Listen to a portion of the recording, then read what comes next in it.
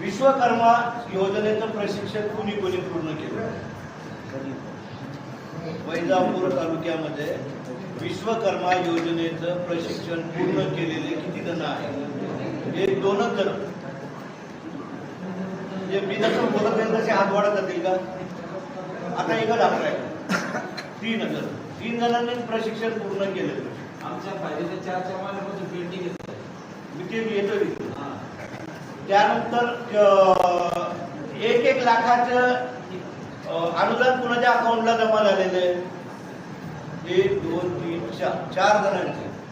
किती दिवसात जमा झालं माहितीये? 3 दिवसात. 3 दिवसात त्यांच्या अकाउंटला जमा झालं. त्याचं कारण आहे की आपण फॉलोअप घेत नाही.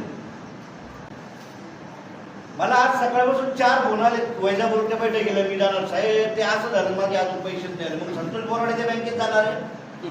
संतोष बोराडे तुमची बँकेच्या बँकेत जाणार आहे. संतोष बोराडे तुम्ही जिथून ऑनलाईन पोर्टलला लॉग इन ID टाकून पासवर्ड टाकून तुम्ही फॉर्म भरलेला आहे, तिथं जाऊन तुम्ही चेक करणार. संतोष बोराडे चेक करणार आहे की तुम्ही चेक करणार? कुठल्या स्टेजला अडकलेलं आहे, काय कारण आहे?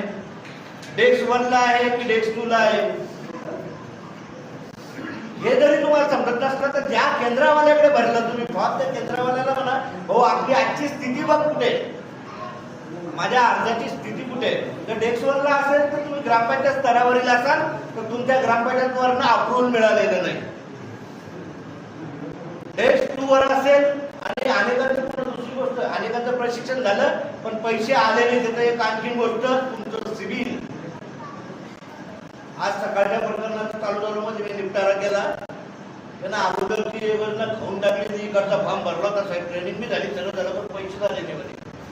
पुण्यात फायनल गेलो होतो पहिलं. म्हणजे पैसे समजा 1 लाख उचलले त्यातले 50 पर्यंत पुण्यात फायनल केलं. मला आता कर्जाची गरज नाही बाबा, असं लिहून देतो ना आपण. सेटलमेंट केलं म्हणजे तुम्ही कर्ज घेण्यासही पात्र नाही, भरण्यासही पात्र नाही, तर क्लोज झाला तुमचं कर्ज. असं करू नका. तुमचं क्रेडिट जसं समाजामध्ये आपलं क्रेडिट स्थापित करावं लागतं ना, तसं बँकेच्या बाबतीत सुद्धा आपलं क्रेडिट चांगलं पाहिजे. त्यासाठी विश्वकर्माची योजनेच्या बाबतीत त्याच्या अडचणी एवढ्या. दुसरी एक महत्वाची गोष्ट मित्रांनो, विश्वकर्माचे प्रशिक्षण केंद्र संपूर्ण जिल्ह्यामध्ये प्रशिक्षण झालं होतं. सगळीकडे केंद्र होते सगळ्या जिल्ह्यामध्ये. फक्त संभाजीनगर जिल्ह्यामध्ये प्रशिक्षण केंद्र नव्हतं. अनेकांनी कोणी शेगावला जाऊन केलं, कोणी येवल्याला, कोणी नाशिकला जाऊन प्रशिक्षण पूर्ण केलं. तुम्ही कुठे गेलं? येवल्याला केलं.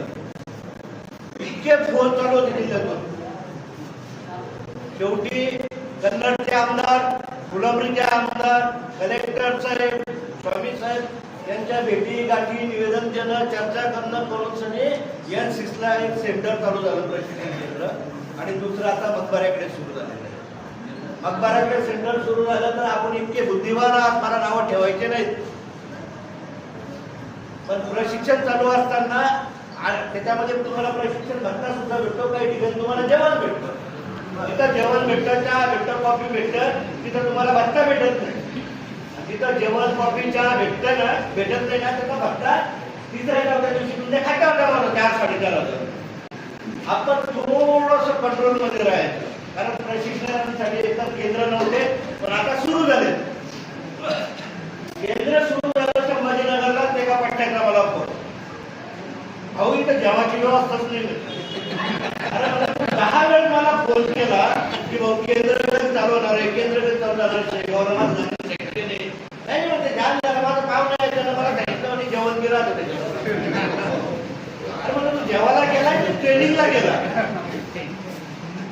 तो आणि त्याला काय म्हणतो, तो मोदीचा जावई तू नाहीये, तुझा मला ट्रेनिंग पूर्ण कर. मग आता ट्रेनिंग पूर्ण झाल्यावर पैसे आले ना, मग त्याला सांगायला पाहिजे तुम्हाला. नाही सांगितलं मग त्याला फोन केला, आले नाही पैसे. म्हणजे आपण पैशाच्या पाठीमागं आहे आणि मी तुमच्या पाठीमागं. माझे पैसे बरोबर उडाले. 2 लाख आजचे पैसे नव्हते. आजचं कर्ज काकाच्याच गाडी चालू घरचा ₹1,000 होती का? 2 लाखापेक्षा जास्त रक्कम मी समाजासाठी खर्च केली. सांगण्यात येते हा की तुमच्या लोकांचं काय करायचं, पण त्याच्या मागचा हेतू हा निस्वार्थ भावनेनं काम करणारे लोक तुमच्या वैजापूर तालुक्यात सुद्धा आहे. दुसरी जी योजना आहे केशी शिल्पी महामंडळ, संत सेना केशी शिल्पी महामंडळ, जिला ओबीसीतून कंपनी म्हणून वेगळं काढलेलं आहे. ओबीसीच्या फंडातनं 50 कोटी ज्या टाकलेले आहेत, तर त्याच्यामध्ये ज्या 2 जास्त काठी आहेत, त्या जास्त काठी आपल्यासाठी थोड्याशा अवघड आहेत. आता तुमच्या माझ्याबरोबर जे असतील शेती नोकरीवाला किंवा शेतकरी हा गॅरंटर म्हणून लागतो. ती 1 लाखाची आहे. 1 लाख या वर्षी घेतले, पुन्हा जर फेडले वेळेत द्याल पुन्हा पुढच्या वर्षी वाढणार आहे. विश्वकर्मामध्ये कसं ते बरं का आता, जर या वर्षी त्यांनी ट्रेनिंग केलं तर पुढच्या वर्षी वाढीव आहे. प्रशिक्षण भत्ताही वाढून भेटणार आहे, किटचे पैसे सुद्धा वाढून भेटणार आहे. तर तुमची ती पद्धत बघू राहिले की तुम्ही कुठल्या कुठल्या पद्धतीने तिथपर्यंत चालले. पुढच्या मी तुम्हाला मागच्या वेळेला सुद्धा सांगितलं, पोस्ट LICच्या पॉलिसी काढत बसल्यापेक्षा पोस्टाच्या क्लेम करावं म्हणून. पोस्टाच्या पॉलिसी काढा, त्या पॉलिसी महत्वाच्या आहेत. त्यानंतर जे मंडळी ज्यांची मुलं यंदा 10वीला आहेत किंवा 10वी पास होणार आहेत किंवा 12वी पास झालेले आहेत, आपल्यासाठी तसं मराठा समाजासाठी सारथी, SC समाजासाठी बार्टी, मातंग समाजासाठी मार्टी, तसं OBC NT BJT साठी महाज्योती नावाची संस्था शासनाने काढलेली आहे. आपल्या मुलांच्या शिक्षण आणि प्रशिक्षणाच्या योजनांसाठी. बरोबर आहे. फक्त तुझा भाव असा झालेला आहे, हजारो कोटी या संस्थांना दिलेले आणि आपल्याला दरवर्षी 100 कोटीमध्ये खेळावं लागतं. आता त्या संस्थेमध्ये ज्या ज्या जाती आहेत OBCतल्या 350 पेक्षा जास्त, सारथीमध्ये 1 या 3 जाती.